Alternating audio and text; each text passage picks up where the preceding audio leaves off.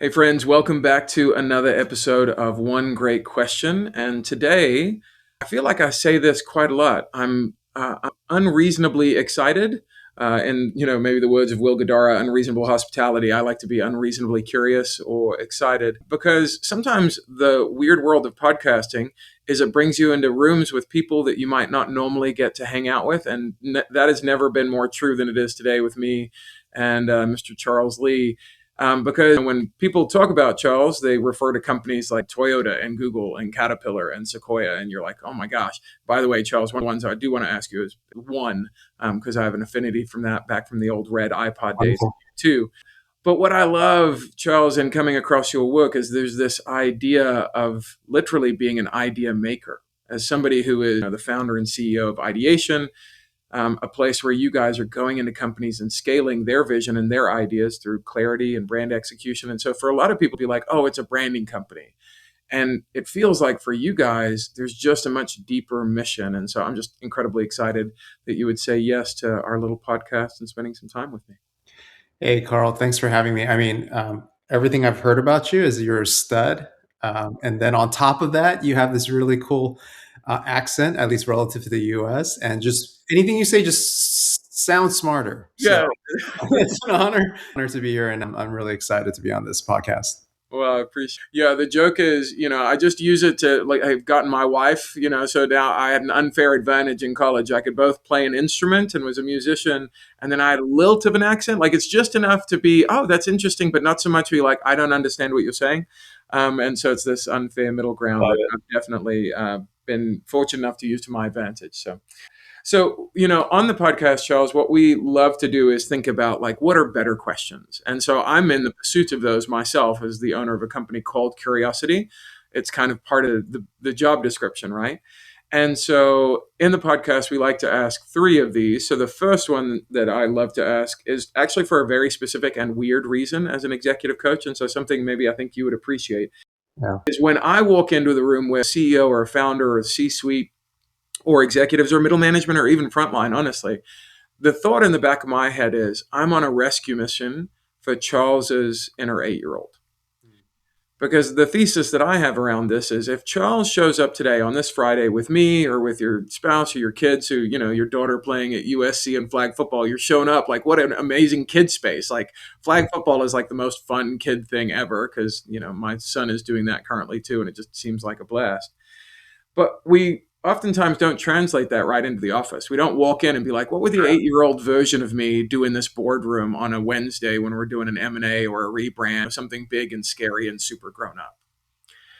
And so I jokingly tell executives all the time, I'm on a rescue mission for your inner 8-year-old. I want to know how you would show up. The 8-year-old version of you would show up today because your 8-year-old version's thinking, hold on, I can drive a car and I've got a bank account and I'm married and I've got resources and we can go wherever we want to. And so my first question to you, Charles, and just so everybody has context, poor Charles is coming from a flight from Tokyo, then home to LA, then to New York, then back to LA, and on 4 hours of sleep has kindly agreed to be on a video podcast. So, like, first of all, thank you, and also you're insane. But let's ask like a childish question on your lack of, your sleep deprived state. What would the 8-year-old version of Charles looking at your life today, what would they be wowed by? What would they like not believe is happening? Like, what's the thing that would just like kind of grab their attention? Yeah, one, this is an amazing question. And yes, I'm on very little sleep, so take it with a grain of salt. I think my 8-year-old version, just to give you some context, I had come to the US as an immigrant when I was 5, turning 6. And then around the age of 8, I came from New York to LA because my parents were pursuing as entrepreneurs a couple of different opportunities in the restaurant space. And because of that, I think I was still kind of learning the language. And so if my 8-year-old self, one was in a state of shock in a totally different country with very little at the time. We kind of gave up everything to come to kind of pursue that American dream. So I think my 8-year-old version would be just shocked at one, I speak English this fluently. Two, that I live in a completely different world than from really having nothing at home and really walking the streets of, we moved to Koreatown in Los Angeles. And in the early years, it was still like, a fairly like relatively impoverished type of area. And so I think the 80-year-old would be very confused at how my life could have turned out the way it did from where he is right now, if he's back at age 8. So I think it'd be one of shock, one of kind of awe, wondering how did you even get remotely to where you are. And I think it would be very unrecognizable, as if it's a completely different planet, completely different universe. So that journey has been so wild and so outside of anything that 80-year-old could have imagined. And maybe if the 8-year-old, I don't think the 8-year-old knew at the time what the American dream was, or what, why parents fully, plucked him out of a different country from all his friends to a new country. But would be very curious as to how I got to where I am today. Yeah. Well, let's follow the 8-year-old's question. Maybe you can tell me and everybody listening and watching, how did you get to where you are today? Like, take us on a little bit of a journey through your Yeah. 20s and 30s. Yeah, so I think growing up, all I saw was my parents just kind of hustle. They both of them came from a completely different background in the restaurant industry. My father was a little bit, I think, more. Both of them were pretty creative, so he had done some, worked in a little bit of the architectural space. My mother in fashion, and literally were thought the US would provide a better opportunity. So growing up, they both started a restaurant. Before and after they split up, I remember growing up and just seeing them work around the clock. They had one opportunity with another investor to start something in LA. That became a pretty well known restaurant, but that cost them their marriage. It cost them, I think, their relationship with me for a long period of time. And so coming out of high school, I had parents who had kind of made a stake. Some of your viewers and listeners may know Korean barbecue. My mother was the first one to do an all you can eat in LA. They have dishes that have now become staple in our culture. So when people find out that really consume Korean barbecue, they could care less about anything I've accomplished professionally. But there's lots of things that in the whole like Be barbecue. raising my hand as one of those Korean barbecue fans. So when you come to Atlanta, we'll have to like you'll have That's to turn good. me on to a better spot because I Yeah, love spots, but you'll be like, that's not the spot. This is so, I mean, growing up, just it wasn't taught, but I caught a lot about what it takes to build a business. I mean, their context, they didn't really speak the language. They came across so many challenges, how to develop employee staff, how to market a business in a foreign language. And so I just kind of learned, and I was always a curious child asking questions about how they built something. And then as I saw their marriage fall apart, through I think they separated when I was in middle school. They tried to get back together, but eventually divorced more officially when I was in early high school. And so when I got into college, I said, I'm not gonna do anything related to restaurants or business. I went a completely different direction, and I pursued both an undergraduate and graduate degree focused on things like philosophy. And so I said, I don't want anything, because the only thing I remember from like childhood, and this might be a good like pin, is that our family vacations were literally closing the restaurant at close to midnight on a Saturday night. My parents may connect with some of their friends, and they would drive to Vegas from here, which is about 4 or 5 hours from LA, spend Sunday just kind of hanging out and doing whatever they do. And then we would come back Sunday night so they could open the restaurant on Monday. So that was my childhood. So there was no like vacationing, which has significantly altered how I vacation with our kids when they grow up. And so I realized that's not the life I want. And so I try to go a different direction and just become very theoretical. And then philosophy can be super practical advice for people. Really try to pursue that. And I ended up becoming a college professor, basically. And I did that for about 10 years. And while I was doing that, what I realized was that I had so many friends that were asking me to help them with their startup, help them with their nonprofit organization.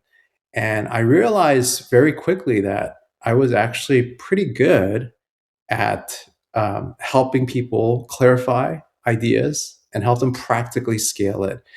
And I kind of resisted it, but I realized, man, I grew up in an environment of two crazy entrepreneurs, and they had taught me so much about what it takes to build something. And then social media came around, and so I'm like, I feel like I'm dating myself. I'm getting really old. I know I look like I'm 20 now. So you look 20 years younger than me, Charles. So whatever you do, keep it up. So like I went back and basically when social media came around, I was an early adopter and I got a lot of traction online. I was doing flash mobs. I was doing, and I started getting hired by brands through guerrilla marketing. All these people I looked up to in marketing and brand building and business started reaching out on projects. And so when I soon realized that I was, at that point, making more in one day advising than in teaching one class for an entire semester. I was like, this math doesn't pan out. So Philosophy guy, but I can still do math. yeah. So I ended up really building a huge network around, and then started curating, conferences and events around the pain of executing well. And then within a couple years, like most major brands were starting to come to the events. And then that's when people started to ask what outside of conferences. And that's when we launched our company called Ideation, which is kind of part strategy consulting and then part creative studio. So back then, and this was over like 16, 17 years ago, back then you had big consulting firms and big creative agencies. But we wanted to work with really the pain that executives were feeling early on in the ideation process. But it was too early to hire uh, these big companies. And so that's where we came in and basically said, we'll help you kind of accelerate, clarify your concept, and often we end up helping them actually execute on those ideas. So that's been kind of like the build. So over the years, like I tried a lot of different things.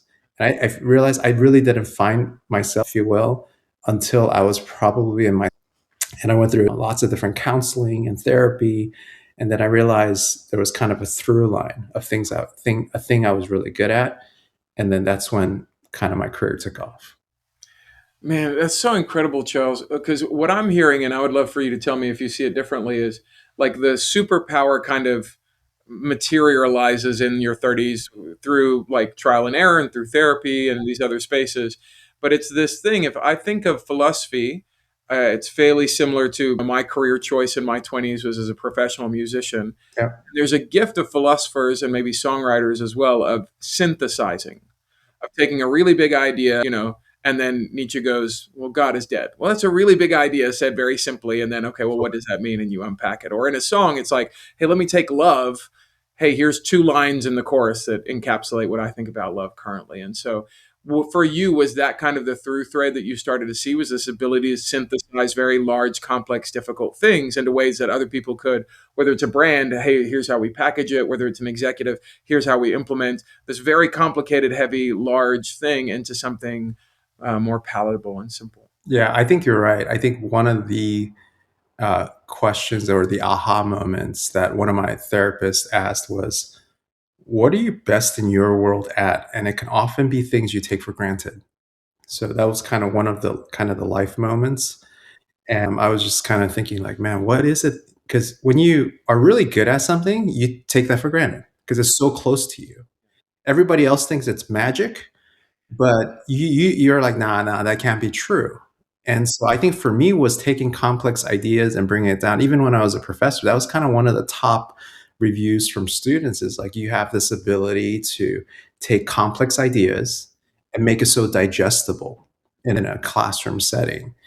And so like when I work with clients, they're like, man, for me, it just feels like I'm listening and then delivering thoughts that they made up, Yeah, not me. Right, I'm 100%. just kind of connecting the dots, right? And providing in a frame where it's more digestible, it makes a little bit more sense. The ideas are intersected and connected in such a way that they're like, wow, this is amazing. But I'm like, anybody can do this. But I realized in my 30s that not anybody could do that. And I think that was like the moment where, okay, I think I can make a living doing this. And it was really at that point trying to figure out how to do that. Yeah.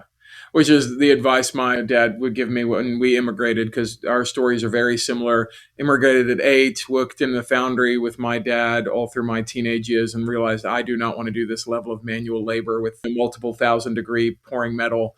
And he's like, Carl, the thing you have to do is figure out what you're good at and then find somebody dumb enough to pay you to do that thing. I love So he had maybe a less optimistic view of the world.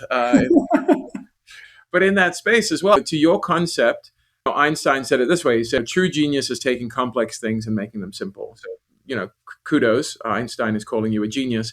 And then the way that I frame that with my clients, because they'll have sometimes similar reactions of, oh, that was a complicated thing and you made it like this. I think it's just because I'm lazy. Like that, the thing you're carrying seems really heavy and big, and I would never want to carry all of that. So here it is in one line, or here it is in one thought.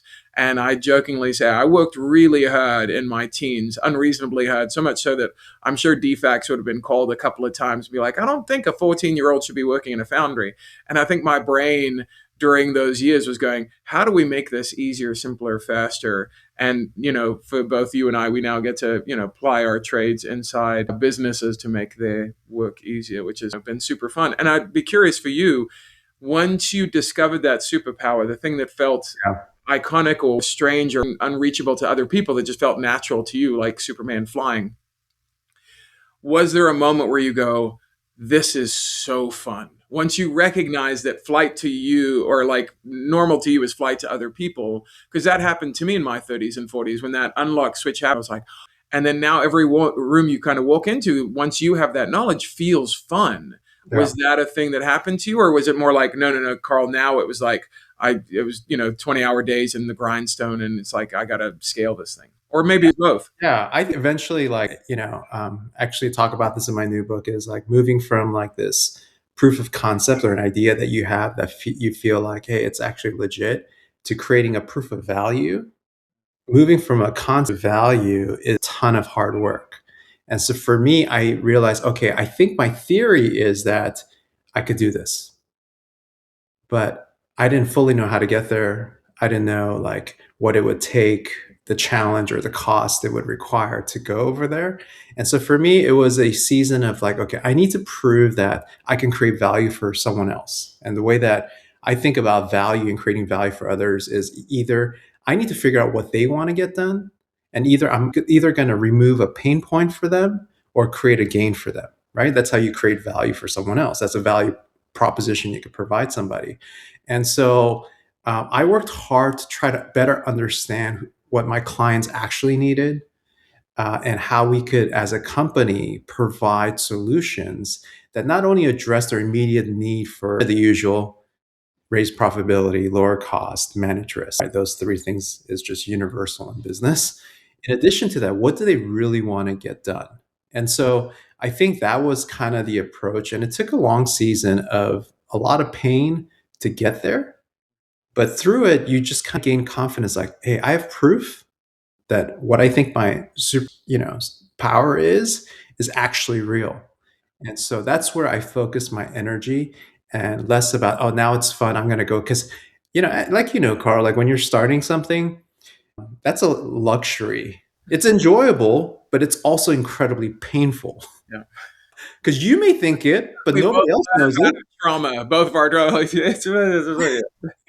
Yeah, so it was kind of an interesting balance of both where I thoroughly enjoyed it, but I was also working hard to try to get good at it because at that time, I still had my day job teaching, and I knew that I needed to figure out extra hours. And when I was starting the company, I asked my wife, give me 18 months to build this. And if I can't build it in 18 months, I'm going to stay teaching, basically.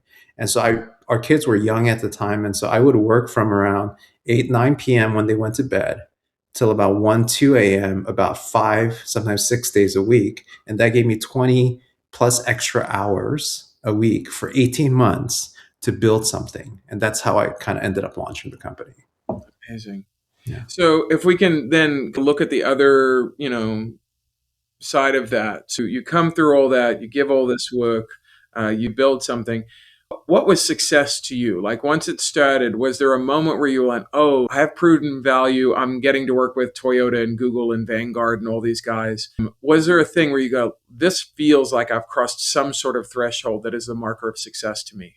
Yeah. I mean, I don't know if it's just, and this may be complex, and I'm starting to feel like this may feel like therapy to me, uh, but I hear that a lot from people. So if you don't want to go there, you don't have to, but I'm no, fast. no, I realize like, I've never really felt like I've arrived. And I think that's part because I'm an immigrant. And to some extent, the way I look often makes me feel like I'm a perpetual foreigner in this country. So there are a lot of like dynamics that's happening in my head. And, some of that may be fabricated. Some of that is actually based on real, like being in rooms, feeling like I'm the least qualified. I was never really broke stereotypes. Like I was never really good in academics. I dropped out of college twice. It took a lot of time to get to my master's degree. Eventually I found my stride. But sitting in rooms where like you have most graduates from like Harvard and Stanford, and yet they're looking to you to provide ideas, it can be very daunting and you could feel very insecure about the moment. You're not qualified. You don't have the right pedagogy. You don't have the right pedigree. You don't have like all of these kinds of things. And so for me, it's never felt like, oh, I've arrived. I mean, it's beautiful when there are moments and there's, and this may be very shallow, where moments you realize, oh, I have the resources to provide my kids in a way that I never dreamed of. So there are moments where I feel like, man, all this hard work means something practical. The opportunities my children have, and they're both, we're empty nesters now, and they're both once graduated from college, the other's in college, and like the network I can give them, I can't work for them, but the network I can give them is a huge leg up. They're going to graduate college without any debt. Amazing. All these kinds of things are like, oh, I guess people could deem it as success.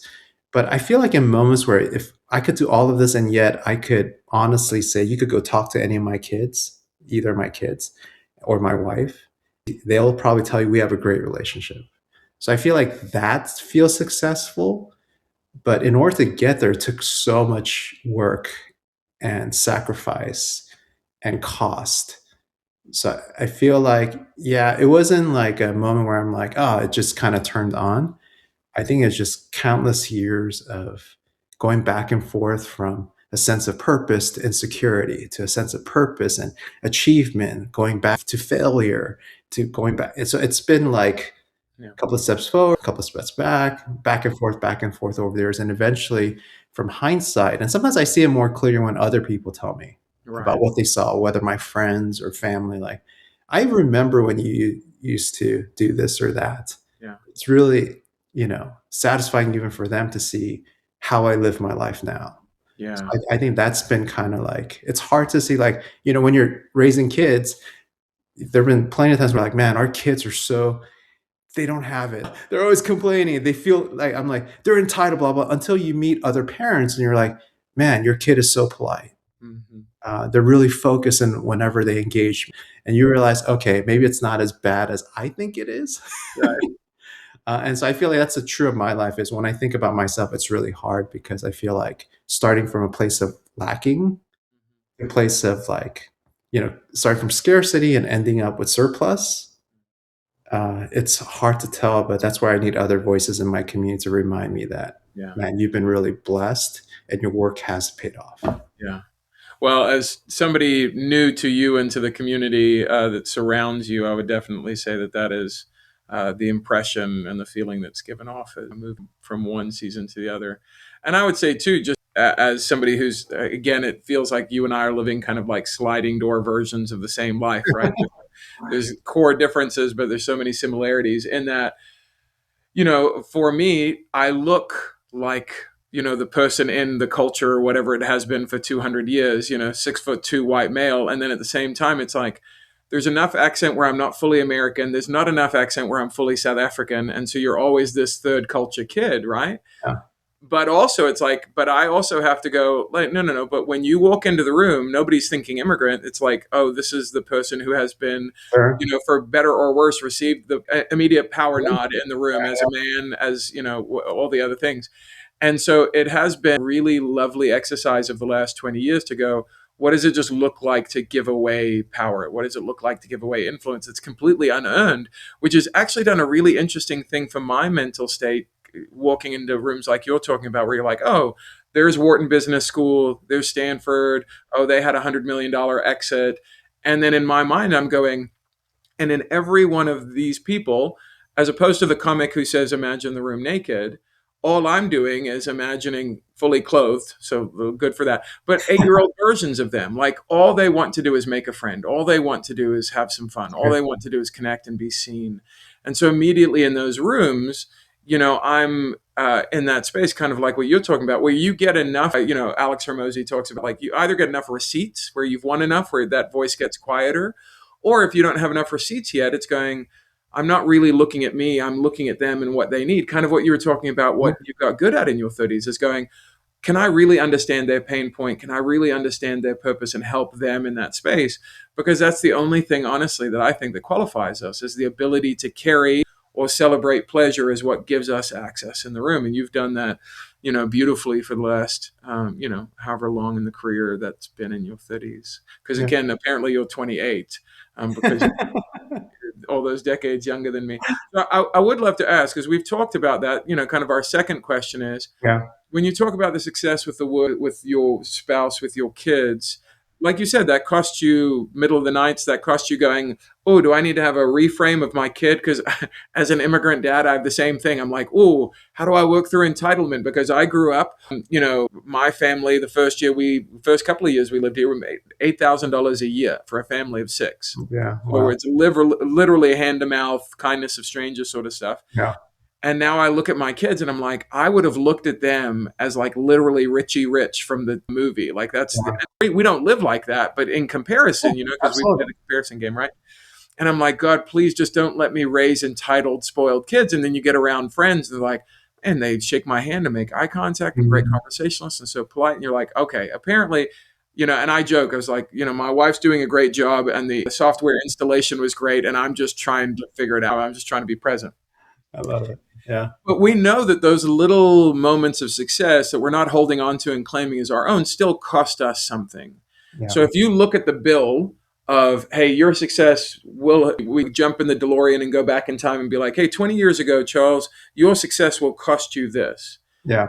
Is there anything on that bill where you go like, I'd probably take that off the bill. I probably wouldn't pay that again. Yeah. I think this is probably a common case for any entrepreneur is, it takes time to build something. And while I did my best to like, because we built our clients around the country and, we still have a lot of clients in New York, East Coast, DC, and there's always been a lot of back and forth. So I would do things like be with the kids, whatever they had going at school, take off on a red eye, land in New York early morning, um, and then go basically to like 10 to 12 meetings that day in New York and then fly back that night. And that was a commonplace for my kind of lifestyle, or do whatever it takes to still, because part of me was like, I didn't want my kids to experience kind of a little bit of the brokenness of my own home.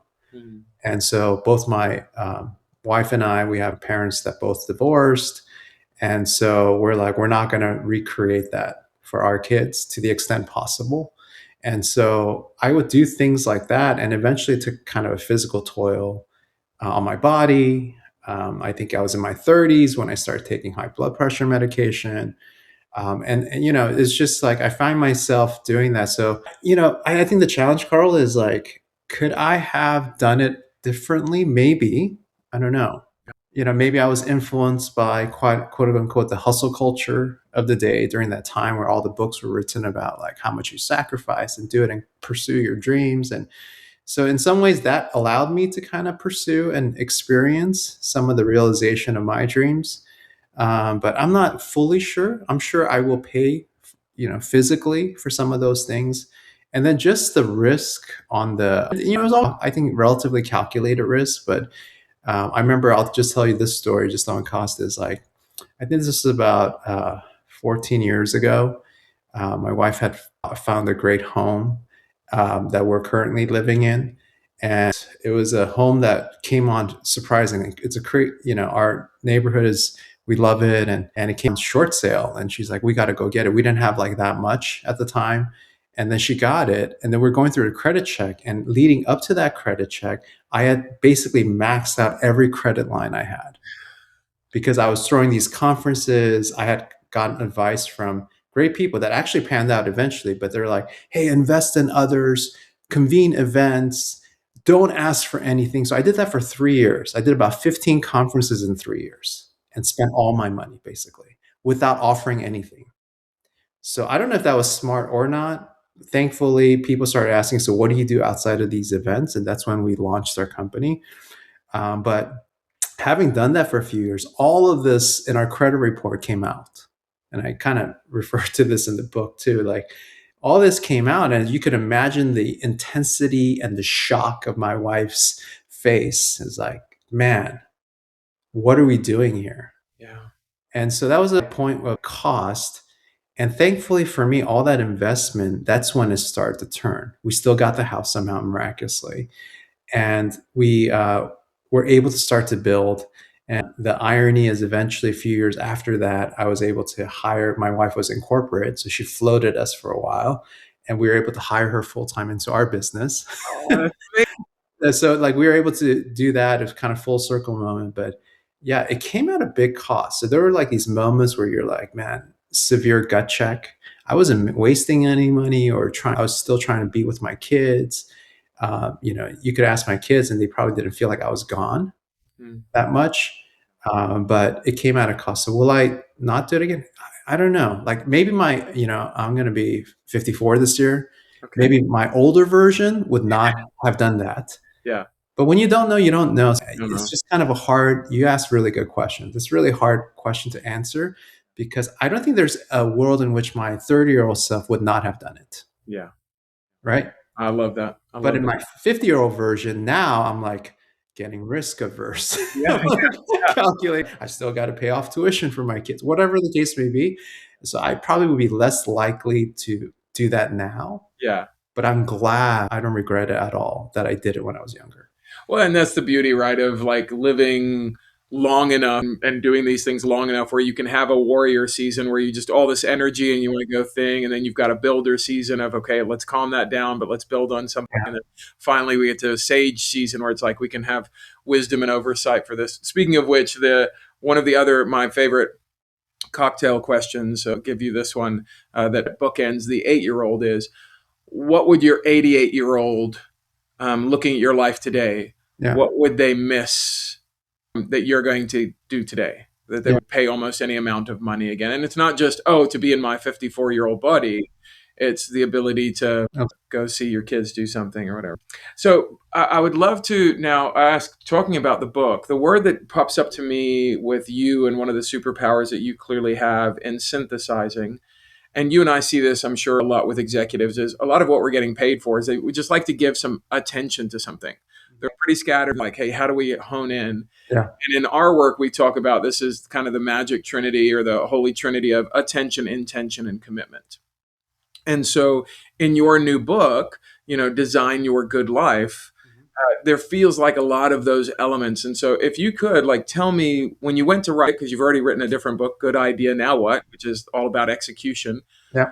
Now, when you come in to design your good life, what was the problem in the world that you're like, I think there needs to be more attention towards this problem, so I'm going to write towards that end?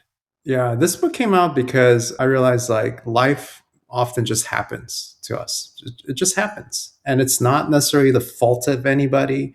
Life just happens. And before you know it, you're like, man, this is not the life that I actually had planned for. So I'm definitely not trying to be a guru, try to be a hyper inspirational type of person. But I'm like, in those moments where you feel like, man, something's kind of gone off drift, even if it's like 1%, over time, that 1% becomes a huge distance from where you want it to go.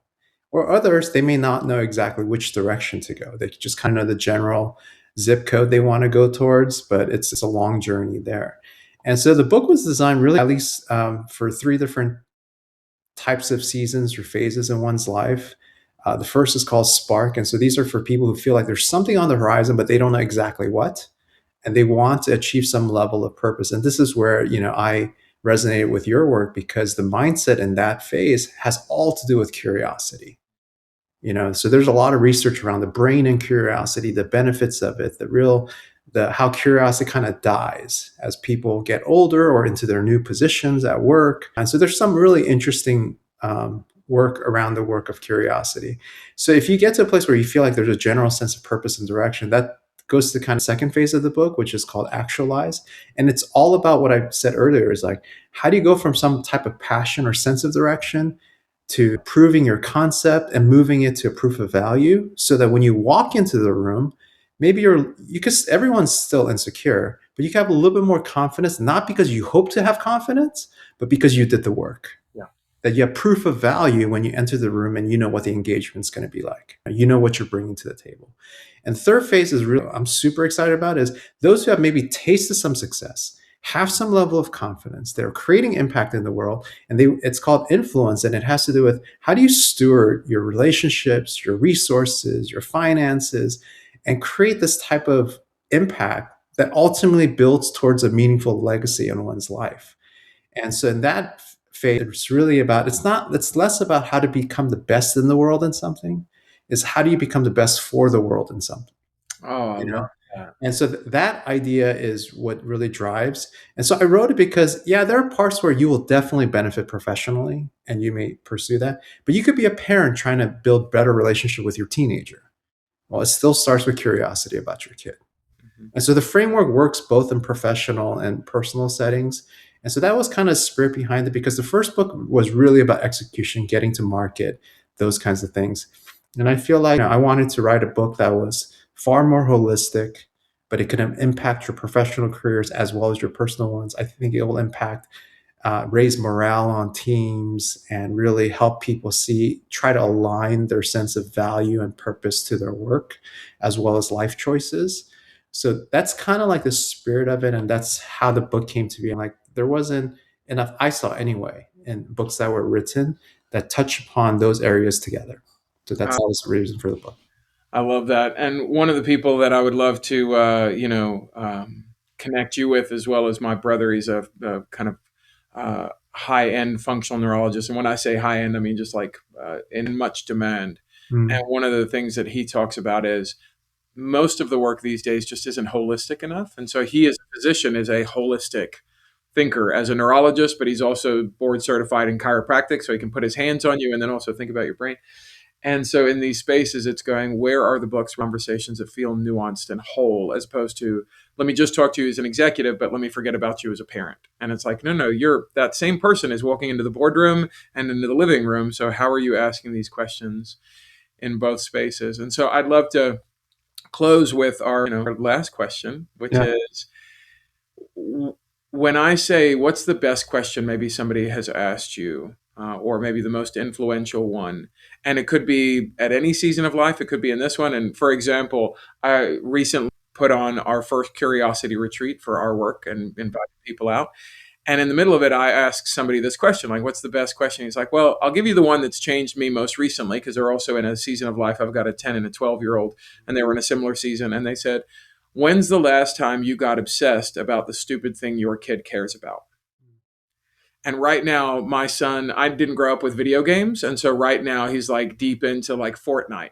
And when I go watch it, it might as well be in a different language. Yeah. I don't understand the controller. I don't understand the format. And honestly, it feels to me in my immigrant brain like this, because play wasn't a huge part of my childhood. It wasn't like hyper integrated. And so to do play feels like a muscle I have to develop. And so I'm like, oh, I probably need to get like really interested in the thing I think is dumb that he's all in on, because then all of a sudden it gives us an intersection point. And it's so simple, when you get to the conclusion. But I feel like the most profound questions typically have the quickest, first, simplest next step. And it has been profound for us, where just 2 days ago, I went in to our game room where he was playing, and I was just like sat next to him, and he's like, do you want to play? I was like, only if you want to die very quickly. I'm terrible at this. And so I just sat next to him for 45 minutes, and when he finished up playing and his game time was over and hit his timer, he was just basically like, I love that. And I was like, I didn't do anything. He's like, yeah, I love that you were here. I was like, okay, that's the win. It's amazing that he articulates that to you. Well, very fortunate again. Both of our kids came out with the software pre-installed, and the hardware is pretty good. Oh, For those kids, his name is also Charles, and so yeah, we've got lovely little humans. But to pose that question in your direction, what's a question that maybe has recently shifted you, or if you like, oh, is this one big question? I've asked my wife to marry me. But what's the thing that you feel has yeah. meant Yeah, that's yeah, recent? it actually goes back to a question a friend of mine asked me while I was in Atlanta, actually, out of Oh, all okay. those years ago. And we were talking about, like, what ultimately matters most to us. And at the time, I had talked about family. I was in the midst of all of the crazy travel, trying to invest in our kids, doing all those kinds of things. And he asked a question that was pretty piercing, and younger friend. And so it's always, you're reminded of how much more wiser other people are than you are at your age. And he asked, hey, are you as creative or engaged with your kids as you are your clients? And I was like, man, I hate you. So much. I hate you for sharing that with me right now. Uh, I podcast over. Like, I don't want anybody asking good questions anymore, because what am I supposed to do with that? and he's like, can you prove that to yourself? And I think that was really a time where I was like, okay, I really need to step up, not just like telling people I love my family. And of course, trying my best to uh, implicitly do things that benefit them. But it took upon me a challenge to just say, hey, I need to intentionally do things where my kids are crystal clear that it's really focused on them. That's my desire. They're kind of the center of my universe, not from a activity standpoint, but really that I do care about them. And so, we started doing things like one-on-one trips, taking turns with my kids, going on trips with them and just spending time with them. And so like it forced me, like, how can I be creative as a parent? And just thinking about those types of ideas. And it forced me to think like, hey, if I'm going to really say I care and it matters, how I create, once again, proof of value around that versus just like that concept I tell people that I love family. Well, what a beautifully piercing, to use your word, question to wrap up this podcast with. Well, Charles, I would love, if anybody now, like me, is enamored with all things Charles, how do people connect? Where do they grab a copy of the book? When's that out? Yeah, they can just go to designyourgoodlife.com, Yeah. and that URL will redirect them to the page. And then, that's also connection to my website. And so you should be able to find me online on any channel. So that would be kind of the invitation. And I'd love to connect with some of your, listeners and viewers. That's amazing. Well, Mr. Charles Lee, I deeply appreciate the conversation and the time and the questions. And so thanks so much for joining. Thanks for having me, Carl. It's been a real honor. All right. So cheers.